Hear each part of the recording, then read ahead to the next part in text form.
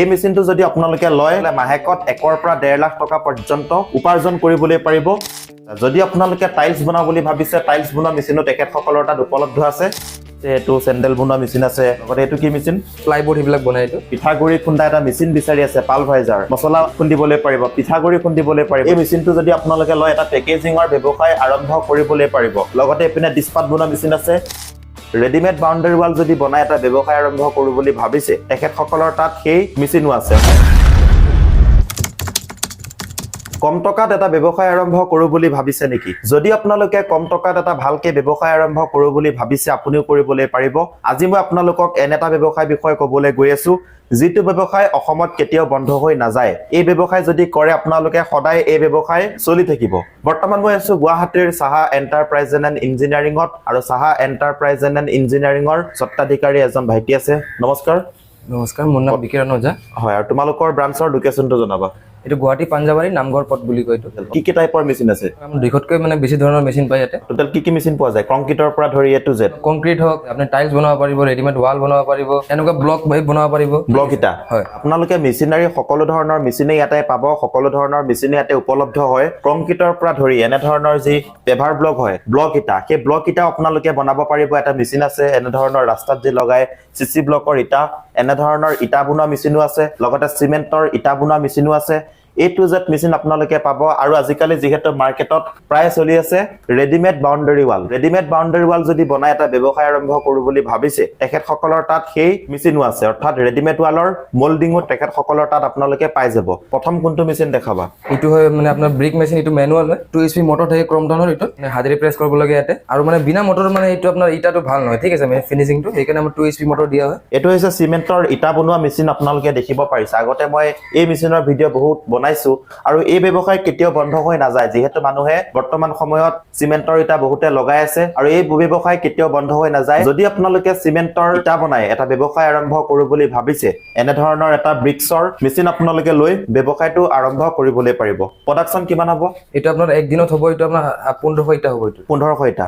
একদিনত আপোনালোকে 1500 ইটা পৰ্যন্ত বনাবলৈ পাৰিব এই মেচিনৰ জৰিয়তে মেচিনটো ওয়াৰেন্টি 1 বছৰ ওয়াৰেন্টি থাকে আৰু মটৰৰ 2 বছৰ ওয়াৰেন্টি থাকে মেচিনৰ আপোনালোকে 1 বছৰ ওয়াৰেন্টি পাব লগতে মটৰত পাব 2 বছৰ ওয়াৰেন্টি আপোনালোকে সম্পূৰ্ণ পাই যাব আৰু ইলেক্ট্ৰিসিটি কি লাগিব আমাৰ নৰমাল যোনটো 220 ভোল্টৰ হয় আপোনাৰ ফেন লাইট যোনটো হেতু চলি নৰমালটো চলি যায় মানে 220 ভোল্টতে চলিব ৰ মেটেৰিয়েলছ কি লাগিব বনাবলৈ এটা আপোনাৰ সিমেন্ট বালু আৰু ষ্টোন ডাস্ট লাগিব হাৰ্ডনাৰ অইল বুলি কয় হয় এইটা লাগিব আৰু সৰু যি বেবি চিপছ হয় হেতুটো লাগিবই চাগে সিমেন্ট লাগিব বালি লাগিব হাৰ্ডনাৰ অইল সেই বস্তুটো আপোনালোকক প্ৰয়োজন হ'ব যদি কোনোবা কাস্টমাৰে এই মেচিনটো লওঁ বুলি ভাবে তোমালোকে সম্পূৰ্ণ গাইড কৰিবা আমাৰ ষ্টাফ আপোনাৰ লগত যাই কিনে ধৰক ফিটিং কৰি মানে কেনেকুৱা বনাব লাগে আপুনি শিকাই থৈ ফিনিশিং দেখাই থৈ তেখেতসকলৰ টেকনিচিয়ান আছে টেকনিচিয়ান গৈ পেলাই আপোনালোকক এই মেচিনটো ইনষ্টলেচন কৰাই দিব আৰু কেনেদৰে মেচিনটো ব্যৱহাৰ কৰিব লাগে সকলোখিনি তেখেতসকলৰ পৰা গাইড কৰা হ'ব আৰু সাৰ্ভিসিং তোমালোকে দিয়া নিদিয়ে এক বছৰত আপুনি মানে চাইটা সাৰ্ভিসিং ফ্ৰী পাব এই মেচিনটো যদি কোনোবাই লয় মাহেকত এনে এস্টিমেটেড এটা কিমান টকা উপাৰ্জন কৰিব পাৰিব আপুনি মাহত ধৰক মিনিমাম 1 পৰা 1.5 লাখ আপুনি আৰামছে কৰিব 1 পৰা 1.5 লাখ টকা এই মেচিনটো যদি আপোনালোকে লয় তেনেহলে মাহেকত 1 পৰা 1.5 লাখ টকা পৰ্যন্ত উপাৰ্জন কৰিবলৈ পাৰিব সিমেন্টৰ ইটা বনাই পেলাই আৰু এটা মেচিন দেখিছো কি মেচিন হয় এটা আপোনাৰ হাইড্ৰলিক হয় এটো মানে hydraulic brick machine hydraulic bricks মানে এটো ম্যানুয়াল এটো হাইড্ৰলিক হয় এটো মানে আপোনাৰ লিভাৰ কাম কৰে এটো মানে ওকে এটো প্ৰডাকচনে বেছি হ'ব হয় এটো আপোনাৰ এক দিনত মানে 25 কা প্ৰডাকচন হ'ব লগতে ইয়াৰ হাইড্ৰলিক আপোনাৰ 20 টনৰ প্ৰেসাৰ থাকে হাইড্ৰলিক লগোৱা হৈছে এই হাইড্ৰলিকটো 20 টনৰ প্ৰেসাৰ জেনাৰেট কৰিব ইটাৰ ফিনিশিংটো ভাল হ'ব ইটাৰ কোৱালিটিটো ভাল হ'ব লগতে প্ৰডাকচন হ'ব এক দিনত 2500 ইটা আপোনালোকে উলিয়াবলৈ পাৰিব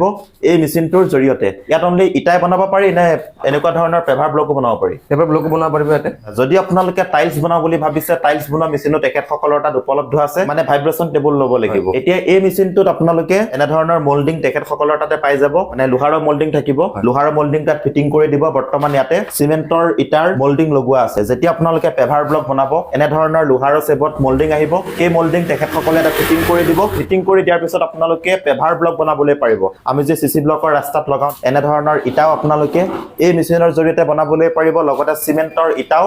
এই মেচিনটোতে বনাবলৈ পাৰিব ইলেক্ট্ৰিসিটি কি লাগিব এটো চলালে এটো সেম মানে ধৰক ইটোৰ যেনেকুৱা ইটোৰ হেনেকুৱাই লাগিব 220 ভোল্টতে চলিব 220 ভোল্টত আপোনালোকে এই মেচিনটো চলাবলৈ পাৰিব লগতে এটো মেচিনো চলাবলৈ পাৰিব আৰু যদি আপোনালোকৰ প্ৰাইজৰ বিষয়ে জানিব লগা থাকে স্ক্ৰিনত নম্বৰ দিয়া হৈছে এতিয়া যোগাযোগ কৰক আৰু এনে ধৰণৰ এটা মেচিন লৈ পেলাই ব্যৱসায় আৰম্ভ কৰিবলৈ পাৰিব তুমি যেহেতু কলা ৰেডিমেড ওয়াল বনোৱা মোল্ডিংও তোমালোকৰ তাত পোৱা যায় ষ্টক আছেনে বাৰু? আপুনি যদি ভাবিছে মানে ৰেডিমেড ৱালৰ ফেক্টৰী খুলিম বুলি, আমাৰ তাত মানে চব ধৰণৰ এনেকুৱা মেচিন পাই যাব। এভ্ৰিচন টেবল হওক, তাৰপিছত এনেকুৱা মল্ড হওক, অল টাইপ বস্তু আপুনি পাই যাব। ষ্টক আছে, আপুনি আহি লৈ যাব পাৰিব। ঠিক আছে। ৰেডিমেড ৱালৰ যদি ফেক্টৰী এটা কোনোবাই খোলো বুলি ভাবিছে, যোনসমূহ মেচিনৰ প্ৰয়োজন হয়, ভাইব্ৰেচন টেবল, আমাৰ মল্ডিং, গোটেই মল্ডিং আৰু ভাইব্ৰেচন টেবল তোমালোকৰ কোম্পানীতে উপলব্ধ আছে, চব পাই ষ্টক আছে। আৰু এতিয়া ইয়াত যিমান কেইটা মেচিন দেখালো, ট্ৰান্সপৰ্টিং চিষ্টেমটো কেনেকুৱা হ'ব? ডেলিভাৰী চাৰ্জ আপোনাৰ নিজৰ থাকে, এইটো মানে কৰাই দিম। বাছ মানে ডেলিভাৰী চাৰ্জটো সিহঁতৰ থাকে, বাকী যিমান যি হেল্প লাগে আমি কৰাই দিম। আমি ট্ৰান্সপৰ্ট লগালে আমি থৈ আহিম গাড়ী। তেখেতসকলৰ কোম্পানীত ভিজিট কৰক। ইয়াতে অনলি কংক্ৰিটৰ মেচিনে নহয়, বিভিন্ন ধৰণৰ মেচিন পোৱা যায়। এইটো চেণ্ডেল বনোৱা মেচিন আছে, লগতে এইটো কি মেচিন? এইটো আপোনাৰ কাঠ গুড়া কৰি আপুনি এই প্লাইবোৰ্ড সেইবিলাক বনাই এইটো। আচ্ছা, প্লাইবোৰ্ড বনাবৰ কাৰণে কাঠৰ যি গুড়া থাকে, সেই গুড়াটো বনাব লগা হ'লে এই মেচিনৰ প্ৰয়োজন হ'ব। এনেধৰণৰ মেচিন, সকলো ধৰণৰ মেচিন ইয়াতে ষ্টক আছে, আপোনালোকে দেখিব পাৰিছে। লগতে এইপিনেও মেচিন বহুত আছে, দেখিব পাৰিছে। এইটো কি মেচিন? এইটো আপোনাৰ মানে চিকেন ফাইটাৰ ৰিমুভেল মেচিন। এইটো মানে যিসকলে মানে চিকেন বিক্ৰী কৰে, চিকেন বিক্ৰী কৰি পেলাই মানে ৱাছ কৰিব পাৰিব। অ'কে, চিকেন ৱাছ কৰা মেচিন আছে। লগতে এইপিনে পালভাইজাৰ আছে।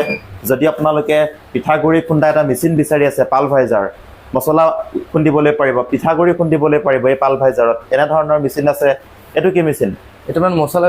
পেকেজিং মেচিন হয়, ফুল্লি অট'মেটিক। অ'কে, এইটো হৈছে পেকেজিং মেচিন, ফুল্লি অট'মেটিক হয়, দেখিব পাৰিছে। এই মেচিনটো যদি আপোনালোকে লয়, এটা পেকেজিঙৰ ব্যৱসায় আৰম্ভ কৰিবলৈ পাৰিব। লগতে এইপিনে ডিছপাত বনোৱা মেচিন আছে, পেপাৰ প্লেটৰ মেচিন আছে, জুচ মেচিন আছে, ৰাইচ মিল আছে। A to Z মেচিন আপোনালোকে তেখেতসকলৰ তাত পাই যাব, যিহেতু তেখেতসকল মেনুফেকচাৰিং ইউনিট হয়। তো আজিৰ ভিডিঅ'টো এইখিনি আছিলে। যদি বহুদিনৰ পৰা সপোন সাঁচি ৰাখিছিলে এটা ব্যৱসায় কৰোঁ বুলি,